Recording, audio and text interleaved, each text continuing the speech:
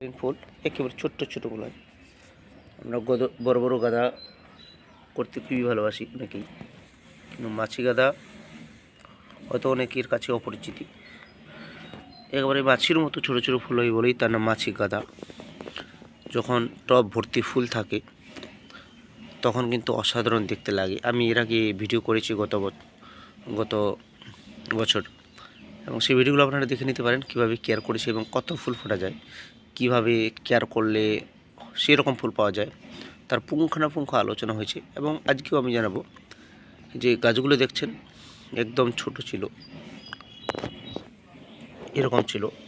তো first pinching করে দেওয়ার পর থেকে সাইড ব্রাঞ্চগুলো থেকে নতুন নতুন ব্রাঞ্চ বের হতে থাকে এবং আমি একের পর এক পিঞ্চিং করতে থাকি।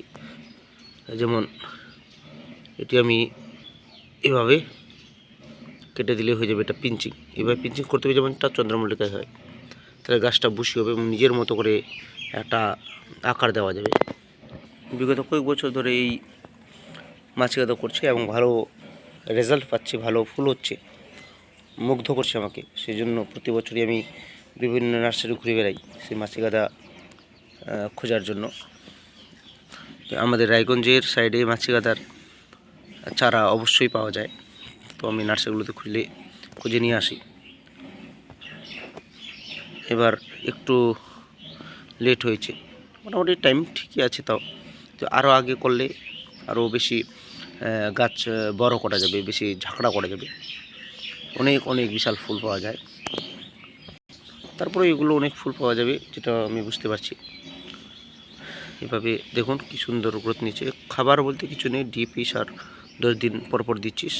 এরকম গাছের ক্ষেত্রে 10-12টি দানা, এবং ছোটো গাছের ক্ষেত্রে এরকম গাছের ক্ষেত্রে 5-6টি দানা। এবং যখন গাছটি সবে শুরু লাগানোর 10 দিন পর প্রথম যখন আমরা খাওয়া দেবো 4-5টি দানা দিলেই যথেষ্ট।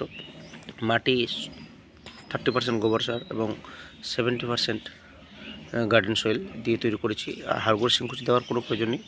মাটি তৈরির সময় 3-4 দানা ডিএপি দিলে খুবই ভালো হয়, বা সিঙ্গেল সুপার ফসফেট দেওয়া যেতে পারে। সিঙ্গেল সুপার ফসফেট দিলে 1/2 চামচ থেকে একটু কম দিতে হবে। কীটনাশক প্রয়োগ করছি প্রতি 10-12 দিন পর পর বিভিন্ন রকম কীটনাশক। মাছি গাঁদার অ্যাটাক হয় আর মাকড়ের অ্যাটাক হয়, মাকড়ের অ্যাটাক হয়। মাকড়ের জন্য মাকড়নাশক কাকা থিটা এগুলো প্রয়োগ করা যেতে পারে। এবং সাদা মাছির জন্য বিভিন্ন কীটনাশক রয়েছে, ঘুরিয়ে ফিরিয়ে ব্যবহার করতে হবে। ইমিডাক্লোপিড থেকে শুরু করে ক্লোরোফারিফস। আর জল বুঝে সুঝিয়ে দিতে হবে, বেশি জল দিলে কিন্তু এমতো অবস্থায় জলের খুব একটা প্রভাব পড়বে না, কাদা কাদা যাতে হয়ে না থাকে। ছোটো গাছের ক্ষেত্রে জল খুবই কম দিতে হবে, না কিন্তু গাছের গোড়া পচে যায়। আর একটা কথা, ফাঙ্গিসাইড কখনোই ব্যবহার করবেন না এই গাছের ক্ষেত্রে। ফাঙ্গিসাইড দিলেই পরের দিন কিন্তু গোটা পাতা পড়ে যাবে এবং গাছটি নষ্ট হয়ে যাবে, ওই জন্য ফাঙ্গিসাইড ব্যবহার করবেন না। খোল পচা জল 10 দিন পর পর দিতে থাকুন, ডিএপি 10 দিন পর পর 10-12 দিন পর পর দিতে থাকুন, কীটনাশক 10-15 দিন পর পর ব্যবহার করতে থাকুন এবং পিঞ্চিং করতে থাকুন। যখনই গাছ একটু ব্রাঞ্চ নেবে নিজের মতো আকার করে পিঞ্চিং নেবেন, পিঞ্চিং করবেন। পিঞ্চিং করলে গাছ আরও বেশি বুশি হবে, সুন্দর হবে। দেখুন যেভাবে পিঞ্চিং করলাম এবং গাছটা সুন্দরভাবে বেড়ে উঠবে। খাবার কন্টিনিউ চালিয়ে যেতে হবে। জানুয়ারি মাসের শেষ কিংবা ফেব্রুয়ারি মাসের শুরুতে ফুল নেব আমি, তো ভোরে ফুল পাওয়া যাবে। আমি পরবর্তীতে আপডেট ভিডিও নিয়ে আসবো। এখন বর্তমানে এরকমই কেয়ার করব আমি করছি, এবং পরবর্তীতে কুড়ি আসার আগে এবং কুড়ি আসার পর কীরকম কেয়ার করব তা নিয়েও ভিডিও অবশ্যই করবো আমি। এবং আমার পুরনো ভিডিওগুলো দেখে নিতে পারেন একটু অ্যাডভান্স অভিজ্ঞতার জন্য। তো যারা মাছি গাঁদা করেননি অবশ্যই নার্সারিগুলোতে যান এবং মাছি গাঁদা নিয়ে আসুন, দেখবেন খুবই সুন্দর লাগবে। ছোটো ছোটো ফুল কিন্তু ভোরে ফুল ফোটে এবং মন মুগ্ধ করে দেয়, বাগান আলোকিত করে দেয়।